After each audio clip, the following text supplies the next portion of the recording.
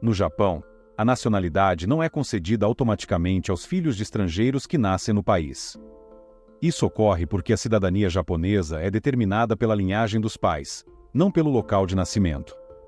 Para que uma criança seja considerada japonesa, pelo menos um dos pais deve ser japonês. Se ambos os pais são estrangeiros, a criança adquire a nacionalidade dos pais e não a japonesa, mesmo que tenha nascido no Japão. Esse lindo país é o que mais sofre por uma crise demográfica, que se reflete em duas questões principais: a baixa taxa de natalidade e o aumento da população idosa. Desde a década de 2000, o Japão tem observado um declínio constante em sua população. Em 2020, o número de habitantes caiu para cerca de 126 milhões, e as projeções indicam que, se nada mudar, a população pode diminuir para cerca de 100 milhões até 2050. Essa queda na população é causada, em grande parte, pela baixa taxa de natalidade. Em 2022, a taxa de natalidade no Japão foi de apenas 1,3 filhos por mulher, bem abaixo do nível necessário para substituir a população, que é de 2,1 filhos por mulher. Isso significa que, sem um aumento significativo na taxa de natalidade, o número de japoneses está diminuindo de forma alarmante. Além da baixa taxa de natalidade, o Japão também enfrenta uma população envelhecida. Em 2022, a expectativa de vida no Japão era uma das mais altas do mundo, cerca de 84 anos.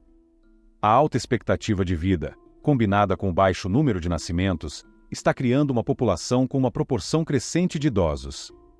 Isso coloca uma pressão imensa sobre os sistemas de seguridade social e de saúde do país. O envelhecimento da população tem vários impactos econômicos e sociais.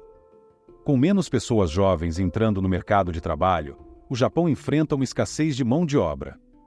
Isso pode levar a uma desaceleração econômica, uma vez que há menos trabalhadores contribuindo para a economia e mais pessoas dependendo de benefícios sociais. O governo japonês tem tentado enfrentar esses desafios com várias políticas, como incentivos para aumentar a natalidade e reformas no sistema de seguridade social. Mas até agora, essas medidas não têm sido suficientes para reverter a tendência de declínio populacional.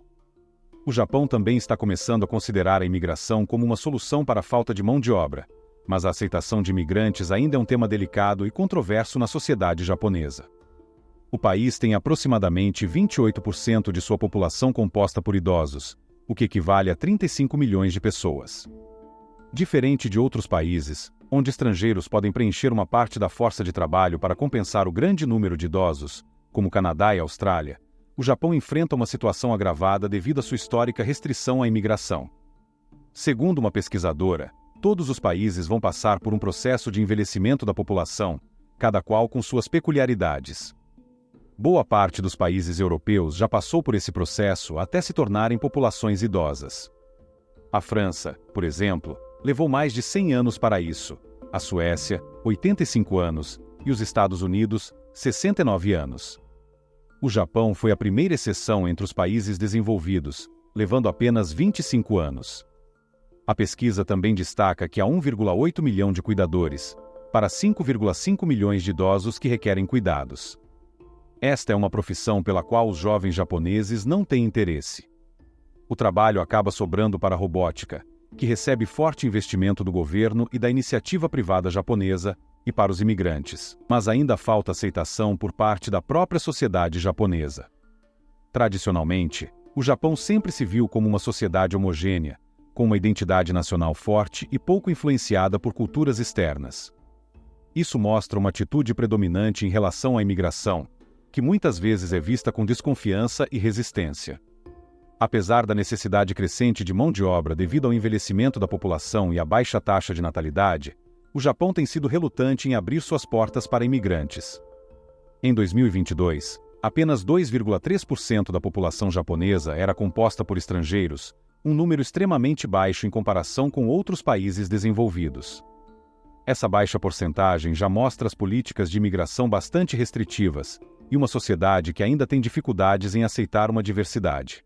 A cultura japonesa tende a valorizar a harmonia social, o que muitas vezes leva a uma resistência a mudanças que possam perturbar essa estabilidade. Imigrantes são frequentemente vistos como elementos que podem desestabilizar a ordem social existente. Essa percepção leva a um tratamento muitas vezes preconceituoso nos estrangeiros que vivem no país. A imigração no Japão enfrenta obstáculos institucionais. O sistema de imigração é complexo e muitas vezes desencoraja a entrada e permanência de trabalhadores estrangeiros. Os vistos são geralmente temporários e restritos a certos tipos de emprego, o que limita as oportunidades de integração a longo prazo. Apesar dessas dificuldades, o Japão tem começado a fazer algumas mudanças. Reconhecendo a necessidade urgente de mão de obra, o governo introduziu novos programas de vistos para trabalhadores estrangeiros em setores específicos, como construção, agricultura e cuidados com idosos.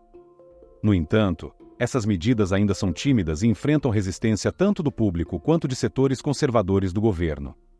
Essa atitude não mostra apenas as políticas governamentais, mas também as experiências diárias dos imigrantes. Muitos relatam dificuldades em encontrar emprego, habitação e até em serem aceitos socialmente. Existem relatos de discriminação e preconceito, tanto no ambiente de trabalho quanto na vida cotidiana. Muitas pessoas se mudam para o Japão em busca de melhores oportunidades de trabalho e acabam trazendo suas famílias ou se casando com alguém no país. Se essas famílias têm filhos no Japão, as crianças não ganham a cidadania japonesa apenas por nascerem ali.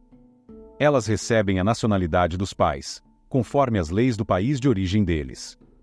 Mas claro, também existem algumas exceções, como a possibilidade de uma criança estrangeira solicitar a naturalização japonesa em casos específicos. Esse processo é complicado e exige que a criança e seus pais cumpram certos requisitos, como viver no Japão por um período prolongado e se integrar à sociedade japonesa. Essa situação pode trazer desafios para as famílias estrangeiras, que podem enfrentar questões burocráticas e sentir-se excluídas. Quando uma mulher estrangeira dá à luz no Japão, a criança não recebe a nacionalidade japonesa.